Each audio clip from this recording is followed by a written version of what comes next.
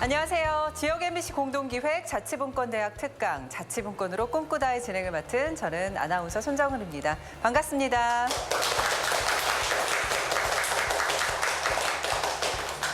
오늘은 어쩌면 우리 일상 속에 녹아들 수 있는 모습일 수도 있겠는데요. 자치분권을 통해 우리의 미래를 어떻게 그려볼 수 있을지 건국대학교 공공인재학부 이항수 교수와 함께 이야기 나눠보도록 하겠습니다. 교수님 앞으로 모시겠습니다.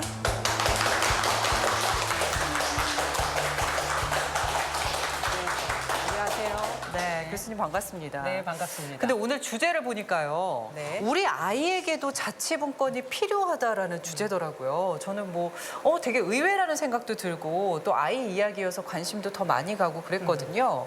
근데 정말 저희 아이들에게 자치분권이 필요한 건가요? 네. 사실은 여러분들은 여러분들이 살고 있는 지역이나 혹은 동네나 아파트나 우리 같은 아파트 라인에 사는 같은 지역 주민들한테 얼마나 관심을 가지고 계신가요? 글쎄요, 사실 그렇게 큰 관심은 최근에는 없는 것 같습니다. 예, 사실은 저희가 지역 의제나 지역 이슈나 혹은 저희 마을에 어떤 일이 벌어지는지에 대해서 거의 관심을 가지고 있지 않습니다. 그래서 사실은요, 이게 어릴 때서부터 이러한 어떤 공동체나 혹은 지역은 너무 크다라고 하면요, 우리 학교나 혹은 우리 같은 학급에서 공부하는 친구들 간에라도 이런 나 이외의 다른 사람들에게 혹은 다른 우리 저 지역에 있는 다른 사람들에게 좀 관심을 가지라라고 하는 그런 의미에서요, 어릴 때서부터 이런 경험이나 기회가 굉장히 중요하다라고 하는 그런 의미에서 제가 오늘 우리 아이에게도 자치분권이 필요하다라고 하는 그런 주제를 가지고 나왔습니다. 네, 정말 귀가 솔깃해지는 주제입니다. 그러면 함께하는 지역 공동체 이야기, 또 우리 아이들의 이야기까지 들어봐야 되겠죠? 깊이 있는 강의 잘 듣도록 하겠습니다. 네. 자, 그러면요, 제가 오늘 드리고 싶은 이야기들은요, 크게 한 4가지 정도입니다. 우선 지역 공동체가 왜 필요하냐라고 하는 것부터 시작을 해서요, 지역 공동체가 주민자치하고 어떻게 연결이 되어 있는지, 그다음에 그동안 우리나라에서의 여러 가지 지역 공동체 운동이나 이런 것들은 어떤 방향으로 흘러왔는지, 그다음에 유형은 뭔지 이런 것들을 좀 살펴보고요, 그다음에 지역 공동체를 활성화하기 위해서는 어떤 방안들이 필요한지를 여러분들하고 같이 논의를 해보도록 하겠습니다. 우선 첫 번째 주제가요, 지역 공동체의 필요성입니다. 왜 지역 공동체가 필요하냐라고 하는 거죠. 사실은 우리나라가 현대 이전 혹은 근대 이전에 공동체가 없었느냐라고 하면 그렇지 않습니다. 근데 잘 아시다시피 이제 산업화되면서 그리고 도시화가 굉장히 급속도로 진전이 되면서 이러한 것들이 공동체나 혹은 지역이나 이런 것들의 개념이나 의미가 굉장히 많이 축소가 됐습니다. 그러다 보니까 여러 가지 이 산업화나 도시화로 인해서 발생하는 그런 사회적인 비용이 굉장히 크죠. 예를 들면 최근에는 층간소음 문제, 굉장히 심각한 사회적인 이슈입니다. 사실은 윗집에 누가 사는지 혹은 아랫집에 누가 사는지 옆집에 누가 있는지 잘 모르죠, 우리는. 그래서 이런 사회적인 비용, 사실 층간소음은 굉장히 큰 사회적인 이슈가 되고 여러 가지 문제점들까지 나왔던 그런 이슈라고 할 수가 있고요. 이 이외에도 굉장히 많은 그런 이슈들이 사실은 공동체가 굉장히 그런 개념이 흐려지면서 발생하는 문제들이다라고 할 수가 있습니다. 그다음에요, 두 번째가요, 저희가 안고 있는 이 시대적인 여러 가지 문제들이 있습니다. 예를 들면요, 경제 문제도 있고요, 안전 문제, 복지 문제, 교육 문제. 우리나라 사람들이 제일 많은 관심을 가지고 있는 영역이 바로 교육인데요. 이런 문제들을 우리가 공공부문에 다 맡겨놨는데 정부에서 뭔가 해결을 해주기를 바라는 거죠. 근데 여러분들 만족스럽게 그러한 것에 대한 해결책을 내놓았느냐라고 하는 거죠. 네. 그리고 솔직히 이야기하면요. 예, 지금 저 손을 흔드시는데요. 맞습니다. 저희 별로 만족스럽지 않죠. 솔직히 이야기하면요. 요즘에 여러 다양한 부문에서 일어나고 있는 사회 문제들이 공적인 영역에서만 독단적으로 해결하기에는 너무나도 어려운 문제들이 대부분이에요. 정부가 뭐 알아서 다 해주겠지라고 이렇게 떠넘기기에는 너무나도 난제들이 대부분이다라고 하는 거죠. 그래서 이제 요즘에 집단지성이다라고 하는 이야기를 굉장히 많이 사용을 합니다. 협업의 중요성도 굉장히 강조하고 있고 민관 협업 뭐 이런 이야기도 굉장히 많이 하고들 있죠. 사실 민관 협업의 가장 대표적인 그 예가 바로 공동체라고 할 수가 있습니다. 예. 그래서 이 민간에서 우리 뭐 저 일반 시민들이 주민들이 여러 가지 아이디어들을 공공부문에 이렇게 같이 의견도 제시하고 참여도 하면서 정책 결정의 질을 좋게 할 수 있다라고 하는 거죠. 자, 그 다음에요 또요. 최근에 지역으로 가면 갈수록 지방으로 가면 갈수록 지방 도시에서는 인구가 계속 줄고 있습니다. 지금 뭐 서울 혹은 뭐 저 특정 지역의 경기도 지역 에서만 사실은 인구가 이렇게 집중되어 있죠. 많은 지방 도시에서 지금 인구 소멸이다라고 하는 이야기까지 하고 있습니다. 자, 그러면서요 아울러서 이것이 고령화 이슈하고 같이 맞물려 있다 보니까 훨씬 더 여러 가지 문제들을 갖다가 양산을 하게 됐죠. 이런 문제들도 사실은 우리가 공공부문에만 맡겨둬서 해결하기가 상당히 어렵다라고 하는 거죠. 게다가 최근에는 또 뭐 우리나라뿐만이 아니고요. 지금 전 세계적으로 굉장히 저성장 국면에 있습니다. 근데 지역으로 혹은 지방으로 가면 갈수록 이런 어떤 지역 경제나 이런 것들이 굉장히 어렵다라고 하는 거죠. 더군다나 그 지방 정부 같은 경우에는 재정 자립도도 굉장히 낮습니다. 예, 해결해야 될 문제는 굉장히 많은데 별로 가용 자원이 별로 없는 거죠. 이런 문제들. 예, 공동체가 나서야 된다라고 하는 겁니다. 자, 그러면요, 이제 이렇게 공동체가 중요한데 공동체 개념에 대해서 한번 말씀을 좀 드려보겠습니다. 사실 이제 공동체다라고 할 때는요, 우리가 영어로 커뮤니티라고 이렇게 이야기를 합니다. 자, 근데 이 커뮤니티는 커먼하고 그 다음에 유니티라고 하는 단어가 이렇게 합쳐진 말이죠. 자, 커먼이라고 하는 것은요, 공동의 뭐 이런 의미를 가지고 있어요. 그다음에 유니티는 통일, 뭐 종합, 뭐 이런 의미를 가지고 있죠.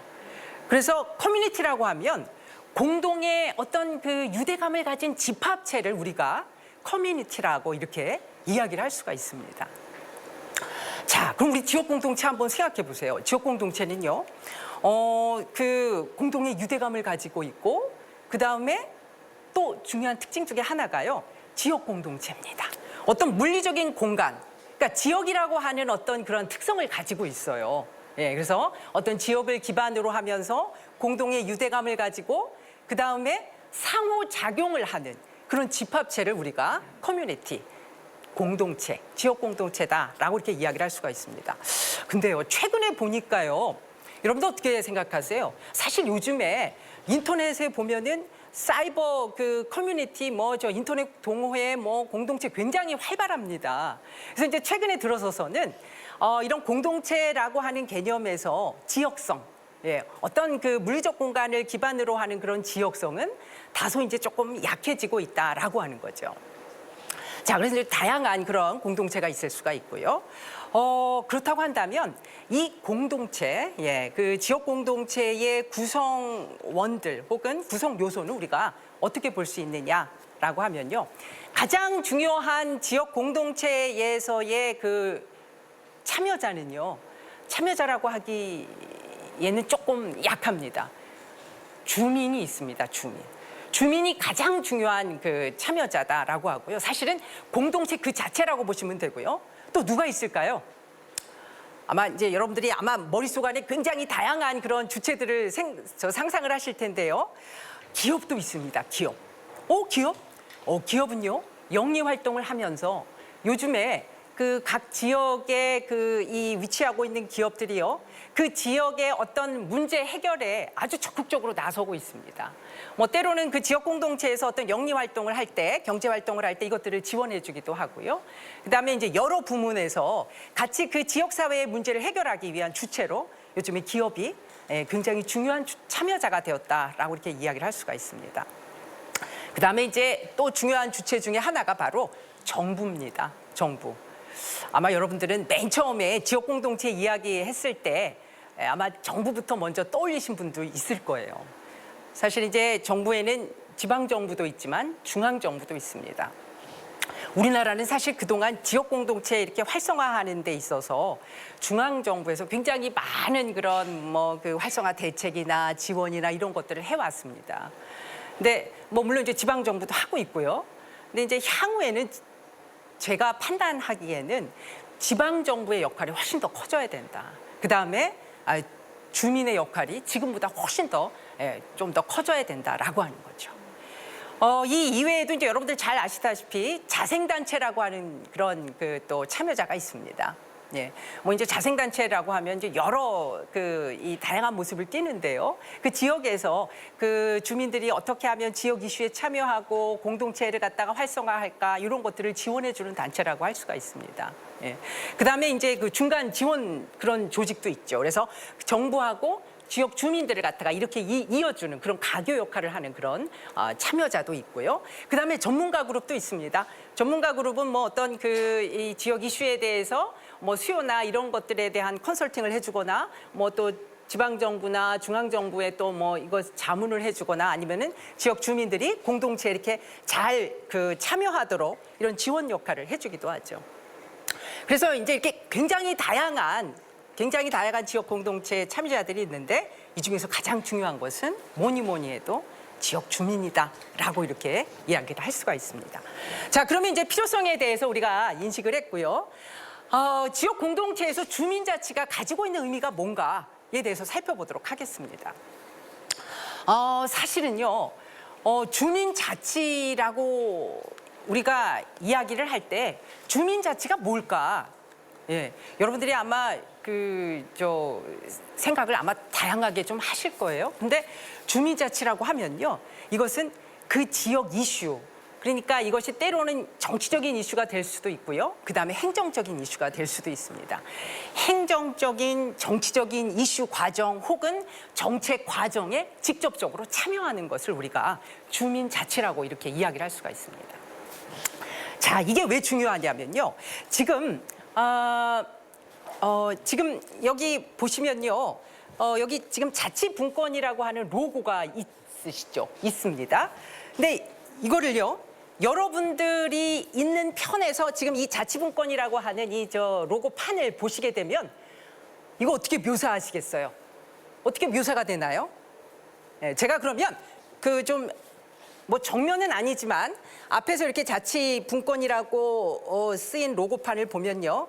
자치분권이다라고 하는 로고가 지금 하얀색으로 되어 있고요. 중간중간에 지금 보면 주황색으로 이렇게 음영 처리를 해 놓았습니다. 자, 이것이요. 이 자치분권 로고판을 앞에서 봤을 때 묘사입니다. 제가 이걸 뒤에 가서 보게 되면요. 여러분들은 지금 자치분권이다라고 이렇게 지금 저 왼편부터 이렇게 로고가 나가 있는데요. 저는 거꾸로입니다. 완전히 반대죠. 예, 자치분권인데 이것이 그러니까 우리가 보통 읽을 수 없는 그런 모습을 하고 있습니다. 이게 뭐냐면요. 똑같은 현상이나 사물에 대해서도 내가 어떤 시각이냐 혹은 내가 어떤 측면에서 저것을 바라보느냐에 따라서 굉장히 달라진다라고 하는 거죠. 예. 그래서 사실은 여러분들이 정책 과정에 문제를 정의하는 단계에서부터 참여를 해야 된다라고 하는 거죠. 우리의 시각으로 보느냐, 우리의 측면으로 보느냐, 혹은 공무원의 시각으로 보느냐, 아니면 의회에 있는 의원들의 시각으로 보느냐에 따라서 똑같은 현상이나 문제에 대해서도 인식하는 것이 다 다르다라고 하는 거죠. 그래서 주민자치가 필요한 겁니다. 예, 이게 바로 주민자치예요. 그러면 주민자치가 어떤 기능을 하느냐? 주민자치는 사실은요, 이렇게 정책 결정의 어떤 과정에 직접적으로 개입하면서 문제에 대한 인식이 달라지기 때문에 해결책 역시도 우리의 시각이 반영될 수 있기 때문에 정책 결정의 질이 굉장히 우수해집니다. 그러니까 공공부문에만 맡겨둔다, 혹은 의회에서 알아서 하겠지, 국회에서 알아서 하겠지, 중앙정부에서 알아서 하겠지, 이게 아니라요. 우리가 참여하면서 그 문제에 대해서 우리보다 더 잘 아는 사람은 없다라고 하는 거죠. 특히 지역 이슈에 대해서는 우리가 제일 잘 알고 있습니다. 우리보다 더한 전문가는 없죠. 그렇기 때문에 직접 참여해야 된다라고 해서 정책 결정의 질이 굉장히 우수해집니다. 그다음에 두 번째가요. 대의 민주주의의 어떤 한계점을 극복할 수가 있습니다. 지금 여러분들 잘 아시다시피 저희는 대의 민주주의 국가에 살고 있죠. 우리를 대신해서 누군가 정책 결정에 참여를 합니다. 왜냐하면요, 우린 별로 시간이 없어요. 우리는 경제 활동도 해야 되고요. 그 다음에 뭐 우리보다 더 전문가에게 맡겨두는 게 훨씬 더 효율적이다라고 하는 판단 하에서 우리가 그들에게 맡겨둔 겁니다. 지방의회에 맡겨두고 그다음에 지방자치단체장에게 뭔가 위임을 해줬죠. 근데 어떤가요? 별로 마음에 드세요? 별로 마음에 들지 않습니다. 그래서 예전에는 뭐 시간이 별로 없어서 참여할 시간이 없어서 우리가 이거 뭐 시간이 없는데 어떡하지 하지만 사실 요즘에 이제 중요한 채널이 있죠. 인터넷입니다. 시공을 가리지 않습니다. 예, 언제라도 참여할 수가 있죠. 그다음에 전문성 측면에서는 어떤가요? 예전에는 사실 정보가 별로 많이 없었어요. 근데 최근에 어떤가요? 지역 이슈에 대해서는 우리만큼 잘하는 사람이 없을 뿐만 아니라 인터넷에 들어가 보면 자치단체에 관한 홈페이지 한번 들어가 보세요. 정보 다 있습니다. 거기도 좀 미심쩍으면 어떻게 하시면 되나요? 예, 정보 공개 청구하시면 됩니다. 그러니까 여기서 말하는 전문성이라고 하는 게 그렇게 대단하거나 뭐 이론적이거나 뭐 철학적이거나 이런 게 아니다라고 하는 거죠. 해당 문제에 대한 경험 지식, 내가 피부로 느껴보니까 알고 있는 지식, 이게 사실은 전문성이다라고 하는 거죠. 그래서 자치분권 혹은 주민자치라고 하는 것은 이러한 대의 민주주의 한계도 극복할 수 있게 할 뿐만 아니라 정책 결정의 질도 굉장히 우수하게 만들어줄 수 있다라고 하는 겁니다. 자, 그래서 이제 그 지역 공동체를 통해서 우리가 주민 자치를 조금 더 활성화해 나가는 노력이 필요하다라고 하는 거고요. 이러한 이 지역 공동체를 활성화하기 위해서는 아까 말씀드린 여러 그 참여 주체들이 있잖아요. 그들이 잘 어떻게 하면 이 생태계를 갖다가 잘 만들어서 생태계를 구축해서 서로 연계하고 그다음에 상호작용하면서 유대감을 가지면서 우리가 어떻게 지역 이슈에 관심을 가지고 해결을 같이 고민하는 그러한 형태로 나가야 된다라고 하는 것이죠. 자, 그다음에요. 지금 우리나라의 어떤 지역 공동체의 시대적인 변화나 그다음에 유형에 대해서 좀 간단하게 말씀을 드리겠습니다. 사실은 제가 아까 말씀드렸다시피 우리나라의 지역 공동체가 없었던 게 아니죠. 뭐 늘 있어 왔습니다. 특히 이제 현대 사회 이전으로 가면요. 자, 그 농업 사회 그 시절에 보시면요, 사실은 지역 공동체 혹은 마을 공동체를 배제하고는 우리의 삶을 생각할 수가 없어요. 농번기에 어떻게 하나요? 품앗이를 합니다. 서로 도와주고 가서 도와주고 또 우리 집에 무슨 일 있을 때 와서 돕기도 하고요. 또 우리 동네에 뭐 이장내 큰아들이 뭐 장가 들어요. 그럼 어떻게 되나요? 그냥 동네 잔치가 되죠. 그 집에 가서 또 뭐 도와주고, 뭐 또 우리 집에 무슨 뭐 큰 행사 있을 때 와서 또 도움을 받기도 하고요. 뭐 그러니까 사실은 이 근대 이전의 공동체라고 하는 것은 그냥 우리 삶 그 자체죠. 예, 그 홀로 개인적으로 이 단독의 삶을 생각할 수 없을 정도로 지역 공동체가 굉장히 아주 활성화됐던 그런 시절이 있었습니다. 근데 제가 아까 모두에 말씀드렸다시피 이러한 것들이 이제 산업화, 도시화되면서 굉장히 개인적인 어떤 그런 사회적인 변화와 맞물려서 이런 것들이 점점점 이제 쇠퇴를 하게 되죠. 그래서 우리나라 50년대, 60년대, 70년대로 가면요, 사실 이제 농촌 지역에서의 일부 공동체를 빼고는 굉장히 도시 지역에서의 어떤 공동체라고 하는 것이 아주 굉장히 약해집니다.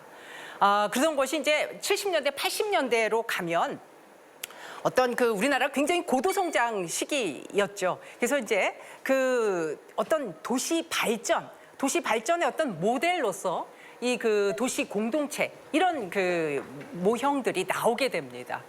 그리고 이제 87년에 저희가 이제 민주화 운동을 겪으면서 이제 이것들이 하나의 어떤 시민 주도 혹은 주민 주도의 어떤 그런 집합 공동체 모임으로 운동으로 이렇게 변화를 하게 되고요. 2000년대 이후에는요. 이런 지역 공동체나 이런 것들을 활성화하기 위해서 정부에서 굉장히 중앙정부, 지방정부 할 것 없이 이런 지역 공동체를 활성화하기 위해서 굉장히 많은 지원들을 하고 있다라고 이렇게 이해를 하시면 됩니다.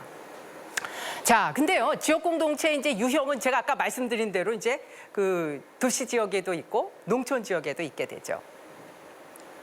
도시 지역의 지역 공동체 유형을 먼저 좀 말씀을 드리면요. 도시 지역은 어떤가요? 도시 지역은 대부분 그 생활 공동체가 대부분입니다. 그래서 뭐 어떤 뭐 육아나 돌봄이나 뭐 문화생활 혹은 뭐 뭐 복지나 안전 뭐 이런 것들에 대한 이슈를 가지고 공동체 모임을 합니다. 그래서 뭐 대표적인 게 바로 저 육아 공동체죠. 육아 공동체. 제가 일전에 육아 공동체를 잠깐 이렇게 옆에서 지켜볼 기회가 있었는데요. 처음에는 육아를 목적으로 해서 주부들이 모입니다. 근데요. 이게 어떻게 되냐면 해보니까요. 뭐 이거 건의할 것도 있고 뭐도 있고 막 이래요. 그래서 처음엔 자기네들의 어떤 그 협동조합 형태로 시작을 했다가 야, 우리 이거 뭐 구청에다가 건의 좀 한번 해볼까? 이렇게 하면서 공공부문의 정책 과정에도 참여를 하게 됩니다. 그리고 그들 간의 유대감이 굉장히 공고해집니다. 그러다 보니까 경단녀로 구성된 그런 주부들이 대단히 많았었는데 뭐 어떤 그 취업이나 창업이나 이런 것들에 대해서도 서로 이렇게 도와주고 그래서 사실은 이제 이런 그 공동체가 처음에는 어떤 특정의 목적으로 출발을 했지만 굉장히 다양한 부문에서 서로에게 도움을 주고 서로에게 도움을 받는 그런 형태로까지 발전을 하고 그다음에 공공부문에 우리가 굉장히 멀게만 느껴진 어떤 공공부문의 정책 과정에까지도 우리가 참여를 하게 되는 그런 형태로 나타나더라라고 하는 거죠. 이 이외에도 뭐 도시형 그 공동체 모임은 뭐 저 아름다운 골목 만들기 아마 여러분들 잘 아실 거예요. 뭐 그런 형태로도 또 나타났죠. 자, 농촌형은 어떠냐면요. 물론 이제 그 생활형 공동체도 있습니다만 그 자연 불학을 중심으로 하기 때문에 훨씬 더 지역성의 어떤 속성을 많이 가집니다. 예, 우리 마을, 그다음에 우리 동네 그런 속성을 많이 가지면서 경제 공동체의 성격을 굉장히 많이들 띱니다. 대표적인 농촌형 공동체로 아마 여러분들 다 잘 아실 텐데요. 전북 임실에 가면은 치즈 마을이 있습니다. 예.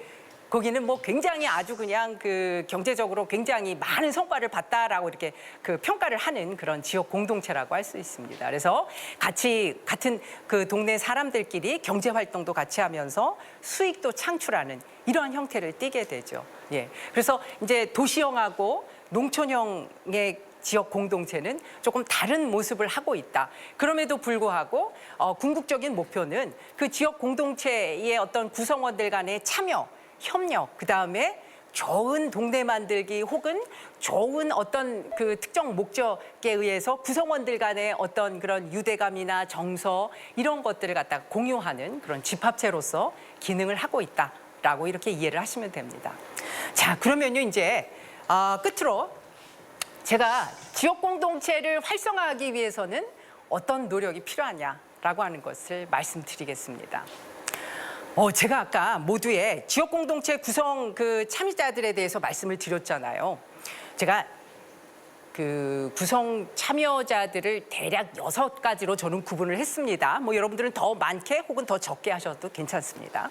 근데 이 중에서 제일 중요한 참여자가 바로 주민이라고 말씀을 드렸죠. 사실 그동안 저희가 지역 공동체의 그 참여자들 중에서 가장 중요하게 생각했던 참여자는 뭐니 해도 정부였다라고 하는 거죠. 예. 주민보다는 정부가 훨씬 더 많은 역할을 했습니다. 근데요, 지역 공동체를 활성화하기 위해서는 우리가 주도적으로 해야 됩니다. 지역 주민들이 주도적으로 뭔가 역할을 해야 된다라고 하는 거죠. 그 다음에요, 아까 제가 정책 문제나 혹은 우리 지역의 이슈에 대해서 문제 정의도 우리의 시각으로 봐야 된다라고 말씀을 드렸는데 의제 설정도 사실 우리가 해야 됩니다. 주민이 해야 돼요. 주민이. 그 다음에요, 의제 설정, 문제 정의하고 의제 설정했으면 어떻게 해야 되나요? 정책 결정, 해답, 솔루션 이것도 우리가 참여를 해야 됩니다. 그동안 우리는 너무 수동적이었어요. 예, 정부에서 뭐 알아서 해주시겠지, 이거 공무원들이 알아서 해주시겠지. 그냥 우리는 뭐 따르면 되는 거겠지. 사실은 이제 이것을 일방적으로 왜 이렇게 참여 안 하세요? 왜 이렇게 소극적이세요? 이렇게 비난하기가 상당히 어렵습니다. 왜냐하면 우리는 그동안 그런 경험이 별로 없어요. 학습할 기회가 별로 없었던 거죠. 뭘 앞에 나와서 이야기를 하거나 뭘 논의를 하거나 뭘 참여를 하는 거에 별로 익숙하지가 않습니다. 그렇다고 해서 우리가 늘 그렇게 수동적인 자세를 취해야 되느냐. 이제 지금부터 시작하시면 됩니다. 예. 유럽이나 이런 데 가보면요. 굉장히 어떤 지역 이슈 혹은 어떤 사회 문제나 혹은 조금 더 범위를 축소해서 뭐 우리 동네 혹은 뭐 우리 아파트 단지 뭐 이런 데서 일어나는 여러 가지 이슈들에 참여하고 얘기를 내놓고 하는 것에 굉장히 자연스러워요. 아이들마저도 그렇게 하고 있죠. 예. 근데 우리는 너무나도 수동적입니다. 사실은 우리나라 국민들은 우리 집 애가 어느 대학에 가느냐 외에는 별로 관심들이 없으시죠. 예. 자, 지금부터는 이제 관심 사항을 조금 넓히셔야 된다라고 하는 겁니다. 자, 그럼 이제 이렇게 주민 주도성이 훼손되면 안 된다라고 하는 원칙을 가지고요. 어떻게 하셔야 되느냐? 첫 번째가 바로 풀뿌리 민주주의의 확산이다라고 하는 거죠. 풀뿌리 민주주의, 풀뿌리가 뭔가요? 바로 지역 주민을 얘기하는 겁니다. 지역 주민이요. 그래서요. 사실은 좀 적극적으로 이 주민자치 혹은 지역 공동체를 활성화하기 위한 그런 지역의 얘기들을 들어보면 뭐 읍면동장, 뭐 리통반장 이것도 사실은 지역 주민들이 선출하는 게 맞습니다. 우리는 아직 우리나라는 그 정도 단계까지는 가지 못했어요. 이게 왜냐하면요. 직접 선출하면 어떻게 되나요? 주민들이 굉장히 책임의식을 가집니다. 저거 내가 뽑아준 사람인데 잘하나? 모니터링도 하게 되고요. 자꾸 이렇게 지켜보게 되죠. 지금은 사실 이렇게 좀 한켠 물러나 있습니다. 우리 별로 관심이 없어요. 네. 그래서 사실 이제 이런 것에 대한 관심을 조금 더 많이 가져야 될 필요가 있다라고 하는 거고요. 그 다음에요. 왜 풀뿌리 민주주의가 중요하냐면 이 풀뿌리라고 하는 것은 주민도 의미하지만 아주 작은 규모의 자치를 의미하는 겁니다. 자, 여러분 생각해 보세요. A 씨라고 하는 사람이 있는데요. 이 사람은 서울시에 살면서 종로구에 살면서 그 다음에 청운동 A 아파트에 살고 있어요. 자, 서울시에서요. 우리 서울 시민들 다 모여서 한번 얘기 좀 한번 해보죠. 라고 하는 거하고요. 종로구에서 종로구에 계신 구민 여러분 언제 한번 모시 한번 만나서 우리 저기 현안이 있는데 한번 얘기 좀 한번 들어보죠. 라고 하는 거하고요. 청운동에서 모임하는 거하고 그 다음에 A 아파트 103동의 3, 4라인에서 저희 지금 요즘에 이슈가 있는데 한번 모입시다 라고 할 때랑 이 A 씨는 어디로 갈까요? 서울시 모임에 갈까요? 아니면 종로구 모임에 갈까요? 아니면 청운동 동민들 모임에 갈까요? 아니면 현 아파트 103동의 3, 4라인 그 모임에 갈까요? 어디 갈 것 같으세요? 맞습니다. 작은 규모의 공동체에서 나는 훨씬 더 많은 소속감을 느끼고 책임감을 느끼죠. 그 다음에 그 이슈라고 하는 것이 내가 직접 피부로 겪고 있는 문제들이 가능성이 훨씬 더 크다라고 하는 거죠. 우리가 이 103동 3, 4라인 모임에서 다 모이셨는데요. 오늘 지구온난화 이 얘기 좀 해보죠. 이렇게 하지는 않을 거 아니죠. 아닙니까? 지역 이슈에 대해서 내가 겪고 있는 문제에 대해서 얘기할 거라는 거죠. 그래서요. 작은 규모의 어떤 공동체의 이런 경험들이 굉장히 중요하고 지역 공동체는 작은 규모의 공동체로 갈 필요가 있다라고 하는 겁니다. 자, 두 번째는요. 주민자치센터에 대한 어떤 재인식이 좀 필요하다라고 하는 겁니다. 사실 그동안 주민자치센터는요. 주민등록 등초본 떼고 뭐 이런 행정기관으로서 우리가 인식을 하고 있고요. 또 그다음에 가서 뭐 에어로빅도 하고 붓글씨도 하고 이렇게 하는 여가선용의 어떤 그런 공간으로 생각을 하죠. 근데 사실 이 주민자치센터라고 하는 것이요. 원래 그 태생적인 출발은요. 주민자치 공간으로 시작을 했습니다.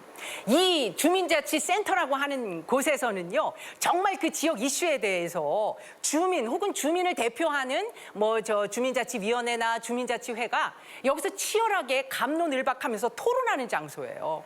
근데 이제 우리들은 이 주민자치센터가 아직 그렇게 주민자치의 공간으로 인식이 되지도 않을 뿐만 아니라 여기서 아주 치열한 논의들이 별로 일어나고 있지 않다라고 하는 거죠. 예를 들면 올여름이 굉장히 더웠는데요. 이 혹서 이거 뭐 어떻게 해결할까? 그다음에 우리 지역에 저 독거노인들이 있는데 이분들은 어떻게 할까? 뭐 이런 것들을 바로 주민자치센터에서 논의를 해야 되는 거죠.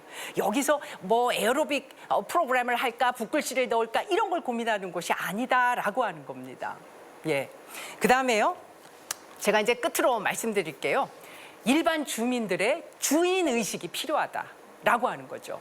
여러분들이 살고 있는 지역에 대해서 주인 의식을 얼마나 가지고 계세요? 네. 제가 아까도 말씀드렸지만 우리는 너무나도 수동적이에요. 남들이 알아서 해주겠지, 남이 얘기해주겠지. 예, 나는 그냥 뭐 가만히 있으면 되겠지라고 하는 생각을 가지고 있습니다.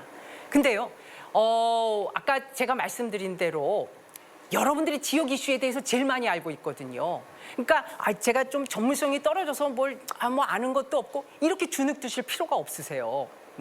그다음에 뭐 시간적인 여유가 없어서 인터넷이 있기 때문에 사실은 뭐 저 24시간 언제든지 우리가 의견 제시할 수 있습니다. 요즘에 지방자치단체장들께서는 SNS 굉장히 활발하게 하시면서 여러 가지 의견들 수렴하시죠.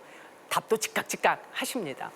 자, 그래서 사실은요, 여러분들이 전문성이다라고 하는 것에 주눅들 필요도 없고, 뭐 여러 가지 그 제약 요건 때문에 굉장히 주눅들거나 아니면 소극적으로 행동하실 필요가 없다라고 하는 거죠. 자, 제가 이제 끝으로 그 한 가지 소개해드릴 저 사례가 있는데요. 전남 순천에 가면요, 기적의 놀이터라고 있습니다. 기적의 놀이터 1호 점이 있는데요. 말 그대로 아이들이 노는 그 공간이죠. 근데 그 기적의 놀이터를 보면요, 우리가 흔하게 아파트 단지에서 볼 수 있는 혹은 우리 마을에서 우리 동네에서 봤던 그러한 그 놀이터랑은 굉장히 다릅니다. 일단 미끄럼틀이 없고요, 시소도 없고 그네도 없어요. 그냥 그 자연 구름을 갖다가 최대한 살리면서 그리고 밑에 그 안전을 보장하는 그런 우레탄 이런 것도 없습니다. 그냥 모래바닥이에요. 우리들의 시선으로 보면 이거 조금 위험한 거 아니야? 이런 생각이 들 정도입니다. 근데 하루에 일일 평균 방문 아동 수가요 200명이고요. 주말에는요 800명을 육박합니다. 그 지역에 주말에는요 주차할 곳이 없어서 주차난이 굉장히 심각해졌고 그 주변에 있던 조그마한 식당들이 한마디로 문전성시를 이룬다고 합니다. 이게 왜 그렇게 됐느냐라고 보니까 그 놀이터에 그렇게 많이 갈까 아이들이? 그 놀이터를 갖다가 디자인했던 그 계획 단계에서 아이들을 참여를 시킵니다. 초등학교 아이들을 거기에다가 같이 그 놀이터를 만드는데 같이 참여를 시킵니다. 그랬더니 한마디로 말해서 이렇게 대단한 성과가 나온 거죠. 이것은 곧 정책의 고객이 누구냐? 고객에게 같이 물어봐라. 고객의 시각이 필요하다. 예, 고객의 의견이 굉장히 중요하다라고 하는 거죠. 자, 어린이들도 이렇게 작은 성과들을 갖다가 아주 그 큰 이러한 그 정말 기적의 놀이터라고 하는 엄청난 성과물을 냈는데요. 여러분들은 제가 보기에는 전문성이 넘치십니다. 그래서 자신감을 가지시고 여러분들 지역 이슈에 그다음에 공공부문의 정책 결정 과정, 의사결정 과정에 적극적으로 의견을 개진하시고 참여하시기 바랍니다. 여러분들이 전문가십니다. 감사합니다. 재밌었습니다. 감사합니다. 네, 교수님의 특강 정말 인상적으로 들었습니다. 아유, 감사합니다. 우리 지역은 우리가 만들어 나간다. 그러니까 우리 아이까지도 참여하는 그런 지역이 돼야 된다는 거겠죠. 맞습니다. 네, 아까 얘기 들어보니까 커뮤니티에 대한 얘기하셨는데 함께의 컴 그리고 통합의 유니티 네. 해서 이게 공동체 의식 뭐 이런 공동체 함양 이런 의미를 좀 담고 있는 것 같은데 네. 그 부분에 대해서 조금 더 설명을 해주시겠어요? 네. 그러니까 그 예전에 비해서 사실은 우리가 지역성이라고 하는 것은 굉장히 많이 약해졌지만 같은 그 유대 의식을 가지면서 서로 상호작용하는 집합체를 우리가 공동체라고 하고요. 공동체 의식이라고 하는 것은 사실 그렇게 어려운 그런 개념은 아닙니다. 같이 사는 사회 혹은 같이 사는 지역 뭐 이런 의식만 가지셔도 그리고 나 이외에 다른 타인에게 관심을 가지셔도 그것이 공동체 의식이다. 공동체 의식이라고 하는 게 그렇게 어려운 개념이 아니다라고 이렇게 이해하시면 되겠습니다. 그렇군요. 네. 뭐이 자리에 앉아 있으면서도 주변 분들 서로 이렇게 신경 쓰는 모습 보이잖아요. 네, 네. 그런 것도 뭐 하나의 공동체 의식일 수 맞습니다. 있겠네요. 네, 맞습니다. 네, 네. 여러분 들으시면서 궁금한 점 있으셨을 것 같은데요. 혹시 궁금한 점 있으시면 기회를 드릴게요. 네, 네. 그 지역 공동체에서 가장 중요한 한 분야 중에서 지역 주민이라고 말씀하셨는데요. 그러면 요즘에는 그냥 이 지역 주민들이 자발적으로 지역 현안에 대해서 참여하고 해결하려는 경향이 큽니다. 그런데 주민자치회나 자치회가 그거 지역 공동체 있잖아요. 공동체 네. 중에서 그 공공기관하고 협력 체계에 있어가지고 어떤 모습으로 가는 것이 가장 바람직할까 좀 질문드리고 싶네요. 네네. 예. 사실은 그동안 그 주민을 대표하는 기구인 주민자치회도 그렇고 주민자치위원회도 그렇고 지방 정부나 혹은 지방자치단체에 비해서 그 역할이나 기능이 굉장히 미약했다라고 할 수가 있습니다. 그래서 저는 사실은 아까 제가 이제 민관협업을 말씀을 드렸는데 민 쪽에서의 어떤 그런 주민들의 역할이나 이런 것들이 예전에 굉장히 약했기 때문에 지금은 앞으로는 훨씬 더 그 역할이 훨씬 더 커져야 되고요. 공공부문에서 훨씬 더 관용적인 자세를 가지고 있어야 된다. 그러니까 우리가 주민자치회나 주민자치위원회에서 어떤 의견이나 어떤 참여를 하고자 할 때 적극적으로 지원을 해주고 독려를 하고 그 의견을 수렴할 수 있어야 된다. 그러니까 뭐 우리가 다 알아서 해요. 이런 자세는 아니다라고 하는 거죠. 정말 그야말로 민관 협업이 굉장히 활성화돼야 되고 거기서 주민자치회나 주민자치위원회의 역할은 굉장히 중요하다라고 하는 거고요. 공공부문에서는 지금보다 훨씬 더 잘 들으려고 하는 자세, 관용적인 자세를 취할 필요가 있다. 라고 이렇게 이야기를 드리고 싶습니다. 네, 감사합니다. 네, 예, 감사합니다. 네, 혹시 또 질문 있으신가요? 안녕하십니까? 네, 안녕하세요. 자치분권 수업을 통해서 대한민국이 더욱더 발전해야 된다는 그런 수업을 들었거든요. 그런데 공동체 의식이 중요하다는 건 아는데 이 도시 생활에서 개인이 공동체 생활을 하기 위해서 어떻게 노력해야 할 것인지 그것도 좀 궁금합니다. 네, 네. 아주 좋은 질문이십니다. 네. 제가 아까 사실은 공동체 의식이라고 하는 게 뭐 그렇게 대단한 개념이 아니다라고 말씀드렸는데 공동체 참여라고 하는 것도 사실 그렇게 어려운 게 아닙니다. 제가 아까 말씀드렸다시피 우리나라 국민들은 우리 집 애가 어느 대학에 가느냐만 관심이 있어요. 뭐 이게 농담일 수 있지만요. 그래서 내가 사는 지역 이게 너무 단위가 크다고 생각하시면요. 뭐 우리 아파트 혹은 우리 동, 우리 라인에 관심을 좀 가져보세요. 그러니까 같이 살고 있는 사람들에 대한 관심 이거부터 출발을 하시면 됩니다. 그러면 사실은 얼마 전에 있었던 탈북 모자 사망 사건 이런 것들도요. 사실은 굉장히 비극적이죠. 2달 이후에나 그것을 알았다라고 하는 것은 전혀 나 이외의 다른 지역 공동체 혹은 우리 지역의 어떤 사람들에 대해서 혹은 우리 마을, 우리 아파트에 대해서 관심이 없었다라고 하는 거죠. 그래서 관심이 제일 중요하다. 일단 그 다양한 이슈라든지 혹은 어떤 일이 있는지 혹은 우리 지역에는 어떤 사람들이 살고 있는지 우리 아파트엔 누가 살고 있는지부터 먼저 관심을 가지는 따뜻한 시선 이런 것들이 굉장히 필요하다라고 할 수 있습니다. 네.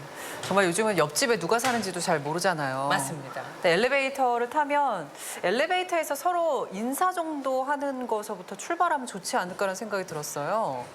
그러면서 이제 네. 대화를 하게 되더라고요. 맞습니다. 지금 손 아나운서께서 굉장히 중요한 걸 지적하셨는데요. 제가 얼마 전에 어떤 지역을 방문했더니요. 거기 마을 주민자치회 의제가요. 바로 아파트에서 만났을 때 인사하기였답니다. 그러니까요. 의제가 별게 아니에요. 이런 작은 것들부터 실천해 나가면 그게 지역 공동체에 굉장히 큰 도움이 된다라고 할 수 있습니다. 참 엘리베이터에서 인사하는 게 별거 아닌 것 같은데도 또 어렵고. 그러니까 지금서부터 이제 그걸 실천해 나가면 대화를 많이 나누게 되고 그러다 보면 아파트 문제도 알게 되고 옆집 어떻게 사는지도 알게 되고 하지 않을까. 맞습니다. 진짜 인사가 첫 번째다라는 생각도 좀 듭니다. 네, 또 다른 질문 있으세요? 안녕하세요. 저는 금천구 사는 박미숙입니다. 네. 예. 강의 잘 들었고요. 예. 그 순천에서 아이들이 직접 설계했다는 그 기적의 놀이터가 굉장히 감동으로 왔는데요. 사실 아이들한테 자치분권에 대해서 얘기를 해주고 싶은데 저도 잘 모르거든요. 네네. 그래서 어떤 체험이나 어떤 프로그램 같은 거 아니면 어떤 활동 같은 걸로 이렇게 예시를 들어서 해줄 수 있는 그런 도움을 받을 수 있는 그런 건 없을까요? 사실은요. 저희 초중고등학교에 보면 학생들 자치기구가 있습니다. 사실 제도적으로 우리가 없는 게 아니에요. 그거를 얼마나 잘 우리가 운영을 하느냐 혹은 잘 활성화하느냐 그게 문제죠. 뭐 학교의 그 뭐 회장단 이런 게 너무 거창하다고 생각이 들면요. 뭐 우리 학급 혹은 아이들이 우리 모두 뭐 우리 분단 이런 단위에서도 얼마든지 그런 활동을 할 수가 있습니다. 요즘 아이들은 경쟁이 너무 치열해요. 그래서 뭐 같은 학급에 있는 친구들을 배려해가면서 뭐 이런 것들을 사실은 우리가 경험할 수 있는 기회가 별로 없습니다. 근데 그 자치기구에서 어떤 의사결정 과정에 학교 선생님이라든지 뭐 기타 공공부문에서 너무나도 많이 개입하지 마라라고 말씀을 드리고 싶어요. 처음에 조금 그들이 좀 어설프고 뭐 이렇게 마음에 들지 않는다고 하더라도 좀 아이들한테 맡겨둬야 됩니다. 예, 자치기구가 다 있어요. 저 어떤 학교에 보면 이제 학생의회도 있습니다. 그래서 그들이 어떤 학교 의제도 만들고 의사결정 과정에도 직접적으로 참여를 하죠. 그래서 어른들의 시각으로 어른들의 눈으로 너무 규제를 많이 하지 마라. 그냥 맡겨둬라. 그러면은 그들이 스스로 알아서 어떤 의사결정도 내리고 아까 그 기적의 놀이터처럼 그런 훌륭한 성과물도 만들 거다라고 하는 거고요. 저는 향후에는 이제 교육의 방향이나 이런 것에 있어서도 뭐 중앙부처 차원 혹은 지방정부 혹은 지방교육청 뭐 여러 그 교육 차원에서도 이렇게 아이들에게 뭔가 이 같이 살고 있다라고 하는 그런 공동체 의식이나 혹은 어떤 의사결정 과정에 직접 참여한다라고 하는 그런 의식이나 이런 것들을 조금 이제 전략적으로 제시할 수 있는 교육 정책 방향 이런 것들이 필요하다라고 이렇게 생각을 합니다. 네. 진짜 아이들이 직접 참여를 해서 만약에 바뀌는 모습을 조금씩 체험만 할 수 있으면 정말 아이들이 많은 걸 배우게 될 것 같아요. 맞습니다. 네. 네, 맞습니다. 네, 오늘 좋은 특강해 주셔서 진심으로 감사합니다. 네, 감사합니다.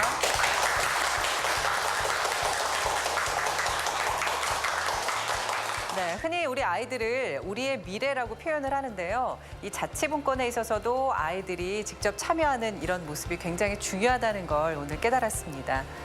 오늘 이 시간이 자치분권으로 한 걸음 더 나아가는 시간이 되었기를 진심으로 바라고요. 오늘 우리 아이에게도 자치분권이 필요하다는 여기서 마무리하도록 하겠습니다. 함께해 주신 여러분 고맙습니다.